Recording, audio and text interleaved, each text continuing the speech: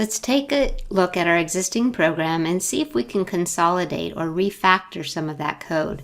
If we look at these three functions, get weight, get height, and get age, they are identical. I just copy and pasted them, and the only thing I changed was this prompt. So we can make a more generic function and just call it getInteger and then pass it this string so that we can customize the prompt that's sent to the user. So I'm going to make a function. It'll still return an integer and getInteger. And I'm going to pass it a string variable, and I'll just call that prompt. And I'm going to create a variable to hold the integer that they type in.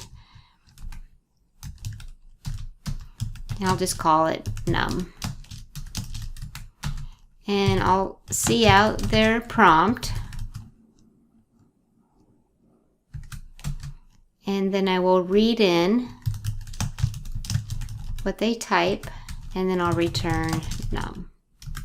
Okay, so this is going to be my new function, and I'm going to go ahead and I'll just, well, actually I need these for my prompts. So I'll keep these for now, and then I'll delete them when I'm done copying my prompt. But for now, I'll cut that out. And instead of saying get weight, I'm going to say get integer. And I'm going to pass it the prompt. And then for get height, I'm going to call the same function get integer. And I'll go down and get the prompt. And I'll put it back up here. And then for get age, it'll be the same function, get integer. And I will go down here and I will cut this out. And I'll paste it there. And then now I can delete all of these functions. And then I can just change my prototype or add the prototype. So I don't need these three anymore. And I'm going to have one function called getInteger. And I will pass it a string, and that string will print.